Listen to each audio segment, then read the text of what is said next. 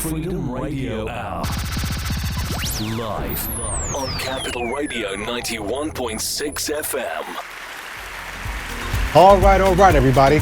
Welcome to another edition of the Freedom Radio Hour. I'm your host, DJ Adam Cruz, and we're live and direct right here on Capital Radio 91.6 FM, the Heartbeat of Sudan, and on the web at freedomradiohour.com. Thank you in advance so much for taking the time out to listen to what we've got going on, watching these episodes, clicking like, subscribing to our YouTube channel, and downloading our free app. Search out Freedom Radio Hour, your number one source for music, business, news, and trends from around the globe. We got to jump out front, but I have to acknowledge that we've got fantastic music happening during this episode. So definitely check out DJAdamCruz.com or download the mixes at Mixcloud to learn more and to enjoy the tunes. All right.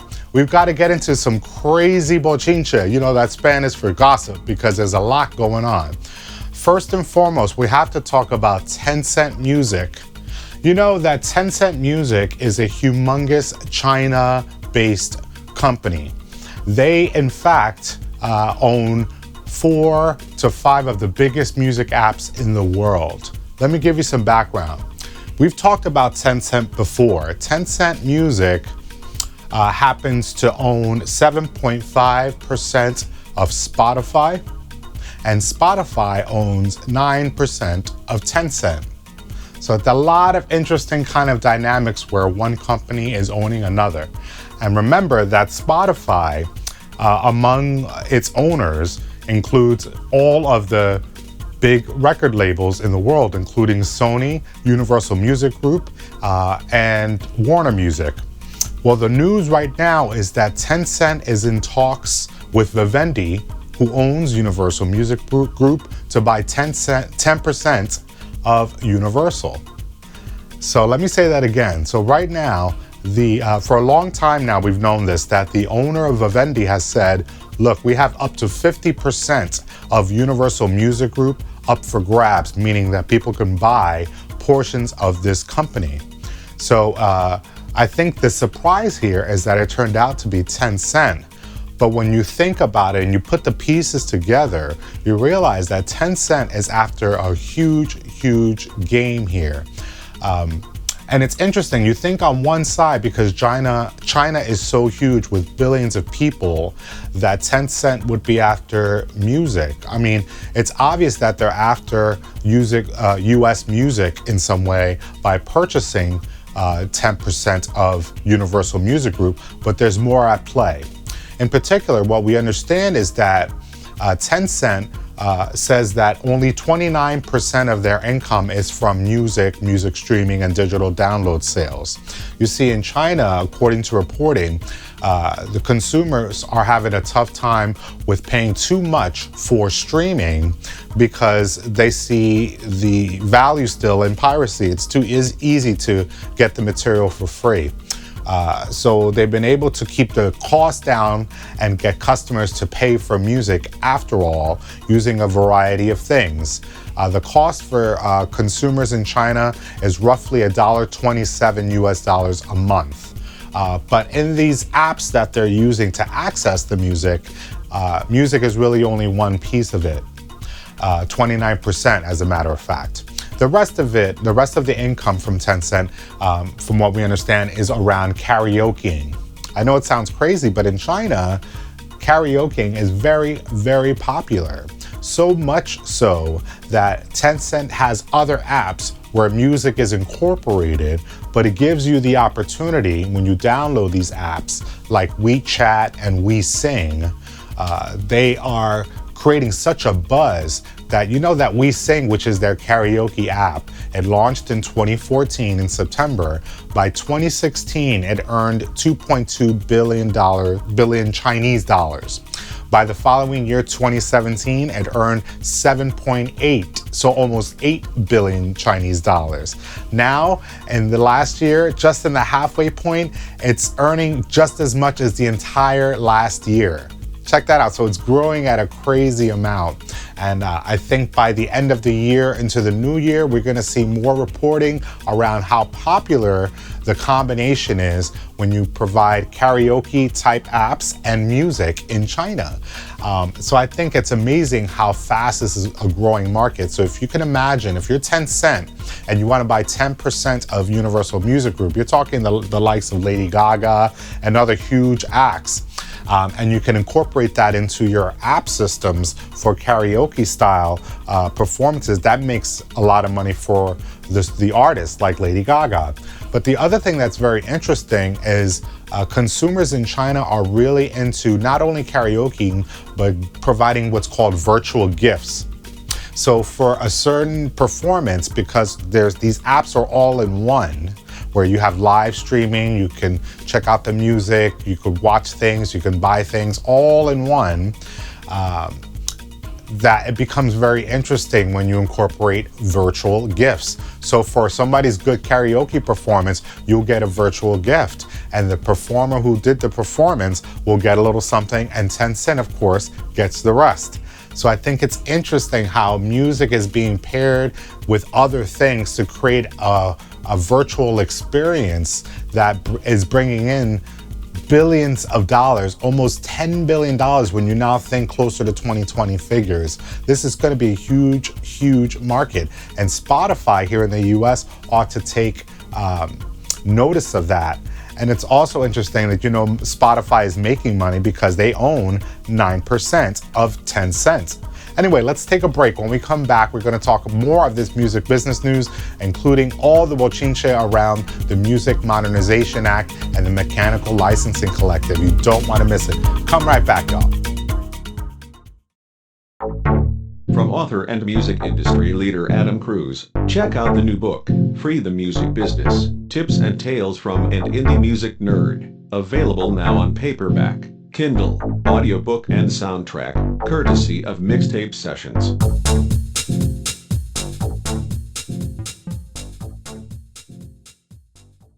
Freedom Radio Hour.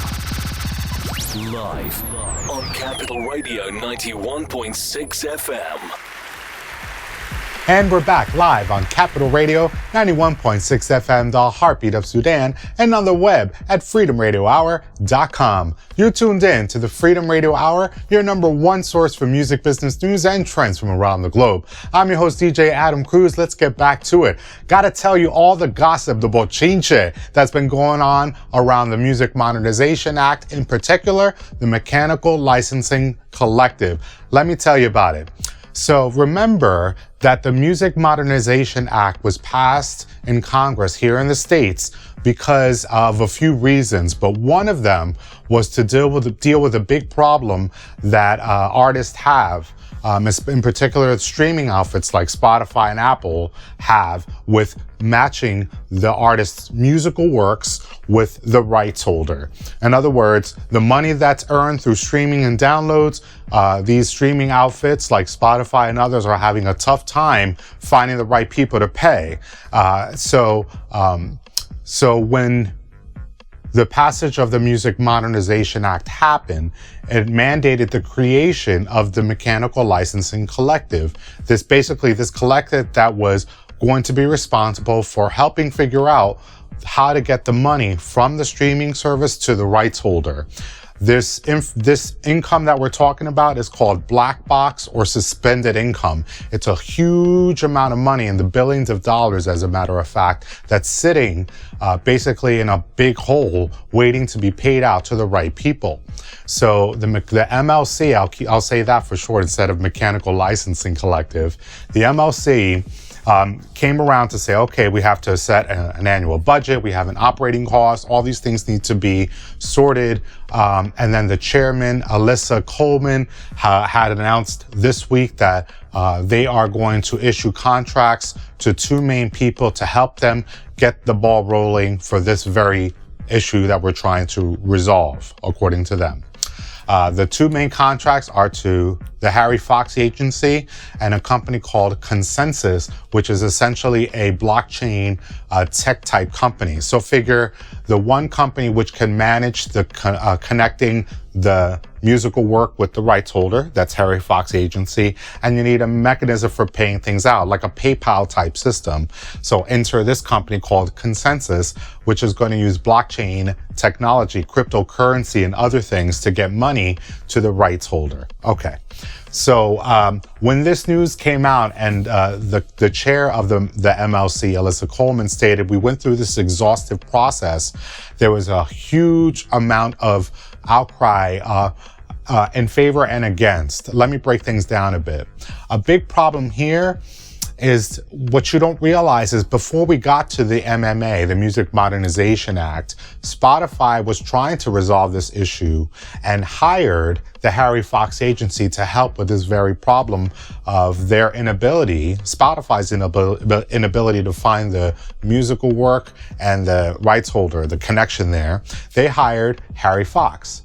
So the allegations are that Harry Fox was dealing with a bunch of problems and getting this sorted out. In particular, the allegations are of mismatching, underpayments, and straight out fraud. And so now the passage of MMA happened, and so you have the creation of this collective that is going to essentially do what critics are saying the Harry Fox Agency wasn't able to do for Spotify, one of its very clients. Which I think is very interesting because you do have to consider what was the story before all this happened, right? Like what happened before we got to Music Modernization Act when they tried to figure out this black box problem, this issue of suspended income, you know? So the story continues like this. So you basically have now this announcement from the MLC that Harry Fox and this other agency are going to be a big contract, are getting the big contract for helping solve this problem. Critics are pointing to not only the Spotify issue, but various problems back in the day. In particular, one of the advocates for songwriters, his name is David Lowery. In the 90s, he was part of that successful group Cracker. He was a rock group. I remember them. But Mr. Lowery was also brought in by the MLC to help shape things up in the right way, because he's been keeping himself abreast of the problems around royalty payments, in particular this Harry Fox Agency scandal that I just described to you.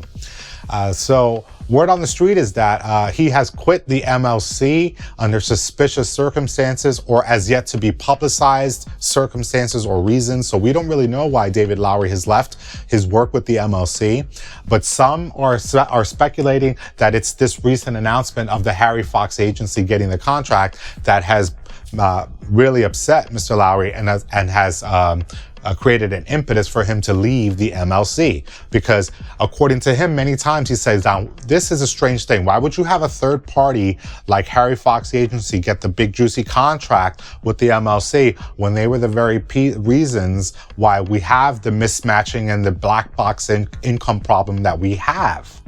So you're giving it to the very contract that screwed things up to begin with. So that might explain David Lowery's departure from the MLC. But I think this spells a bigger problem with, it seems like Harry Fox agencies and others are having other problems with matching funds with the right people. In particular, some are speculating that to come, the MLC will also award a contract to Sound Exchange, but Sound Exchange too has problems because Sound Exchange evidently has once been able to do this kind of work, has had its own issues and allegations for underpayment and large administrative costs and large processing problems. So we have to figure out, why does it seem to be so hard that these agencies like Harry Fox Agency and others are really having trouble, and really behind the scenes what is occurring is a power play.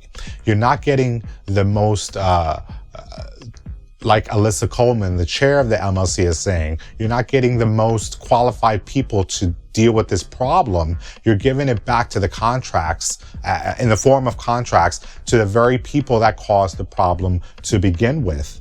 Furthermore, it doesn't seem like any of these agencies, when you break it down, have had a stellar reputation for payments. They all have spotty reputations for problems like underpayment or processing issues.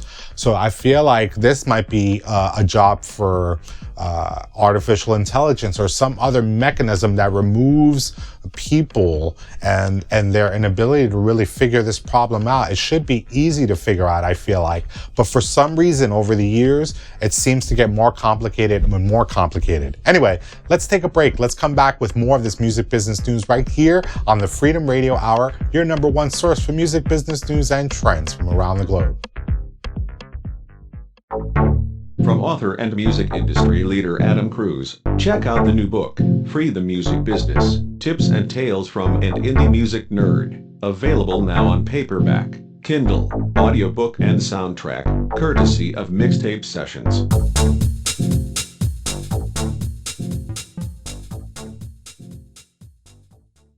Freedom Radio Hour. And we're back live on Capital Radio 91.6 FM, the Heartbeat of Sudan, and on the web at freedomradiohour.com. I'm your host, DJ Adam Cruz, and we're deep in the zone right here on the Freedom Radio Hour, your number one source for music business news and trends from around the globe.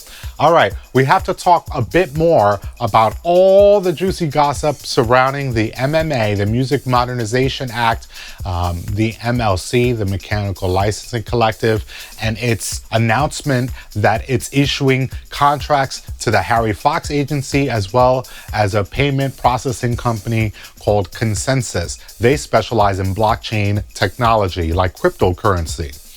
Anyhow, so the hullabaloo all around Harry Fox Agency and all of these outfits are really telling the tale of the power of private equity firms. You might be asking yourself, well, what does one have to do with another? Well, let me break it down a little bit for you. Maybe you can understand where I'm coming from a little bit better. So we have to go back and talk about what private equity firms actually are.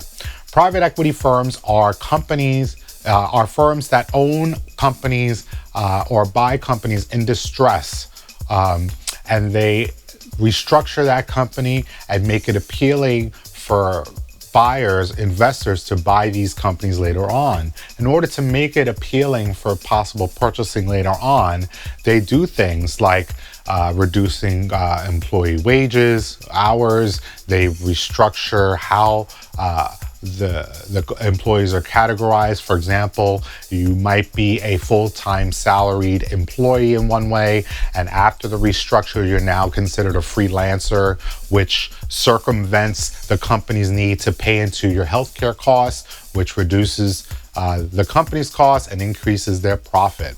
So they do a lot of these kinds of tricks, private equity firms do, to make companies that are in distress a bit more attractive for possible investors to then buy them on. And when you drive down the highway here in New Jersey, you are unfortunately met with the result of private equity firms' handiwork. You could see stores like Toys R Us and other retail outfits that have closed their doors and have left thousands of Americans, thousands of people out of work as a result of these companies that will buy up a company and do something to make them attractive to buy on. They buy them on and then they just keep it moving. They increase that profit. So they make a lot of money doing what I've just described. So it really doesn't, it shouldn't surprise anyone when you think about it, that private equity firms would one day be knocking on the door of the music business in some way. Recently, you've heard about private equity firms, or maybe you might have, in the midst of this fight with Taylor Swift, because Taylor Swift was fighting her former label, Big Machine, because she wanted to own her masters. They didn't let her. They wanted to have her sign a new contract for 10 years, and then she would own her masters after that. She declined, and then found that manager Scooter Braun purchased Big Machine, and she was really, really upset for various reasons around that purchase. When you go to the backside of the story, though, or the context of the story, you realize that in order for Scooter Braun to be able to afford acquiring Big Machine in the first place, he had to get a financier. Who was his financier but the Carlyle Group, a private equity firm? Now, in our last segment, we talked about the Music Modernization Act and how there was a big problem around the Harry Fox Agency. Well, it's important that you understand that a private equity firm, Blackstone Group, they own Harry Fox Agency and CSAC, a performance rights organization. So when it came around to the passage of the Music Modernization Act, I'm going back in time a bit for you. And we were nearing, it was passing both chambers of Congress and it was nearing passage. This particular equity group, this private equity firm, Blackstone Group, was very concerned that two of its music properties would become extinct as a result of the MMA's passage. Their two music properties are, again, the Harry Fox Agency and CSAC. Why? Because they already knew that Harry Fox Agency was embroiled in these scandals and allegations of mismatching, underpayments, and fraud. And then CSAC was really thinking that, probably rightfully so, that the MLC eventually would broaden its horizons beyond mechanical license and get into their lane, which is performance rights. So CSAC had its fears and the Harry Fox Agency had its own fears, perpetuated by this private equity firm. So the way the reporting goes is that the MMA's passage was held up by talks around these issues.